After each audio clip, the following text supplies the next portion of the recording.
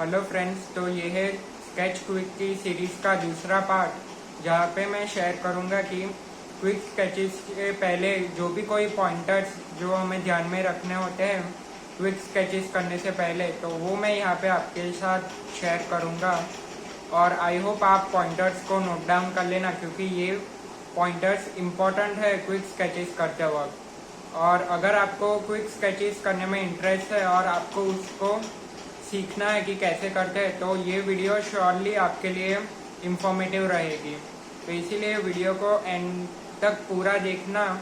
और ये एक सीरीज में वीडियो आएगी जिसमें मैं क्विक स्केचेस के बारे में हम यहाँ पे डिटेल में स्टेप बाय स्टेप जानेंगे।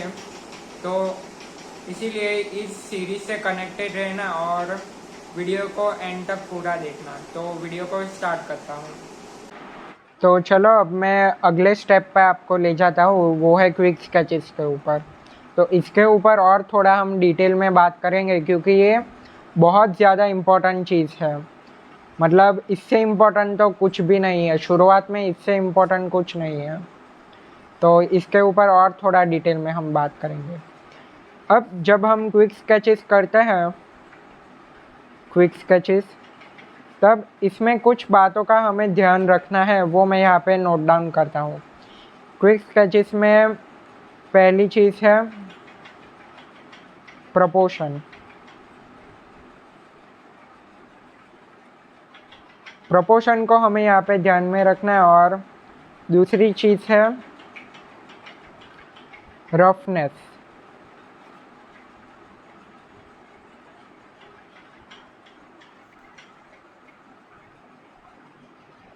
प्रोपोर्शन में ओवरऑल।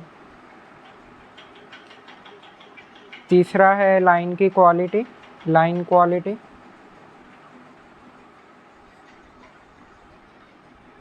चौथा है कॉन्फिडेंस। और पांचवा है परफेक्शन। वैसे तो और भी कई सारे पॉइंटर्स हैं, लेकिन अभी के लिए ये पांचों चीज़ ध्यान में रखनी इम्पोर्टेंट है। तो आई होप आप इसको नोट कर ले। ये जो 5 पॉइंटर्स हैं, एक बार अच्छे से देख लीजिएगा। Proportion, overall proportion, roughness, line quality, confidence और परफेक्शन। अब पहला है यहाँ पे प्रोपोर्शन, कि यहाँ पे हमें ओवरऑल प्रोपोर्शन देखना है। कि ऐसा नहीं है कि एक एक डिटेल हमें यहाँ पे देखनी है। ओवरऑल मतलब दूर से वो कैसा दिख रहा है। दूर से अगर अच्छा दिख रहा है तो मान लो वो परफेक्ट ही है। फिर आप नज़दीक से पोर्ट्रेट को देखेंगे कि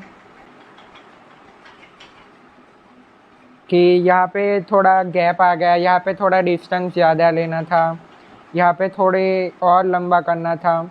वो फिर आप मत देखना, वो आप यहाँ पे पूरा ओवरऑल देखना दूर से। अगर दूर से अच्छा दिख रहा है तो वो अच्छा बना है क्विक स्केच। दूसरी चीज़ है रफनेस, कि वो उसमें रफनेस दिखनी चाहिए। कि यहाँ पे स्ट्रोक्स की मैं बात कर रहा हूँ, कि जब हम क्विक स्केचेस करते हैं तब हमें वहाँ पे स्ट्रोक्स ज़्यादा लगाने होते हैं। कि ऐसे करके ऐसे हमें स्ट्रोक्स लगाने होंगे। दूसरी जो शेडिंग है वो है क्लासिकल शेडिंग। वो आपको पता भी चल गई होगी कि वो क्लासिकल शेडिंग है, कि हम ऐसे धीरे धीरे करके करते हैं। तो ऐसा नहीं करना है हमें।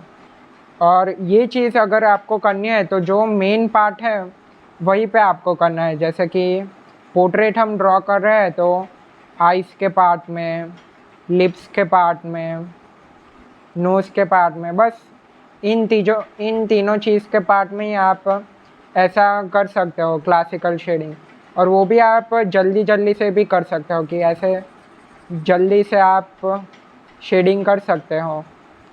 और बाकी दूसरी चीज़ों में हमें जब शेडिंग करते हैं तब हमें स्ट्रोक्स ही देने होते हैं, ऐसे करके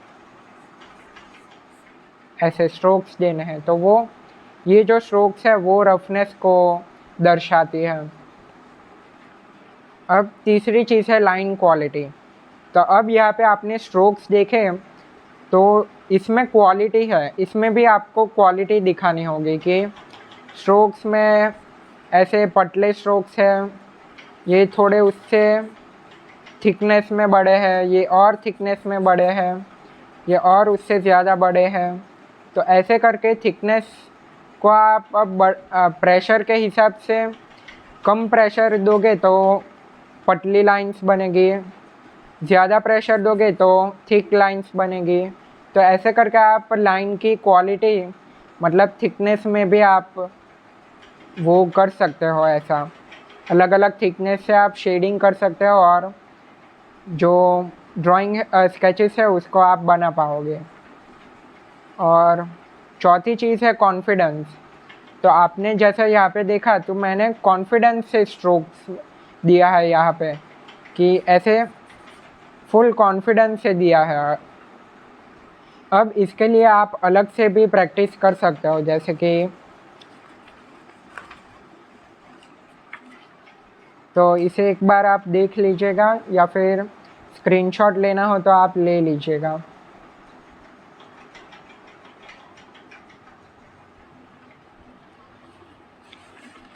हाँ, तो अब कॉन्फिडेंस, तो स्ट्रोक्स में कॉन्फिडेंस दिखना चाहिए कि जैसे कि देखो मैं यहाँ पे क्विकली स्ट्रोक्स दे रहा हूँ, बहुत फास्ट दे रहा हूँ, और इसमें एक स्ट्रोक्स में कॉन्फिडेंस है कि एक तो स्ट्रेट भी जा रहा है और एक कॉन्फिडेंस है कि वो स्ट्रेट दिख रहा है हमें।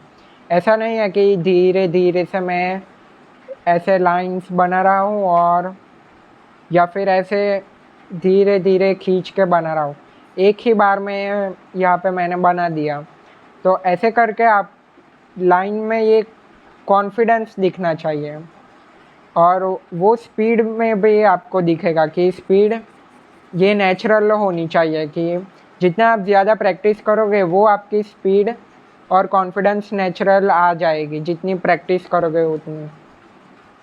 तो इसके लिए आप शुरुआत में वार्म अप कर सकते हो कि क्विक स्केचेस शुरू करने से पहले आपको वार्म अप करनी चाहिए।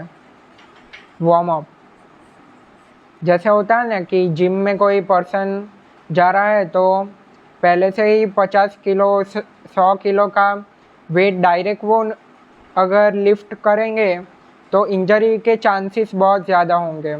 तो इससे पहले उन्होंने वो स्ट्रेचिंग और योगा में जो स्ट्रेचिंग होता है और जो वार्म अप होता है ना 5-10 मिनट के लिए, वो बॉडी को खोल देता है।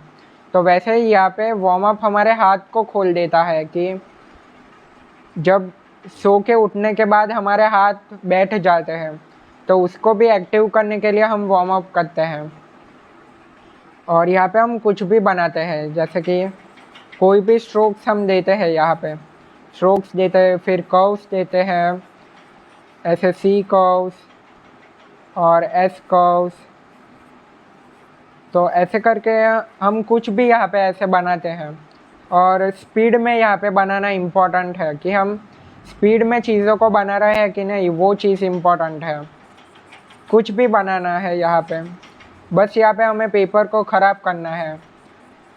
3-5 मिनट के लिए हमें ऐसे ही बनाते रहना है, तो ये हमारा हाथ खोल देगा और फिर हमारे लाइंस में वो कॉन्फिडेंस आएगा। तो ऐसे करके आप कुछ भी बना लोगे 3-5 मिनट के लिए, और वो भी फास्ट बनाना है यहाँ पे। ठीक है, तो ये इससे आपको लाइंस में आपकी कॉन्फिडेंस भी आएगी। And thanks for watching.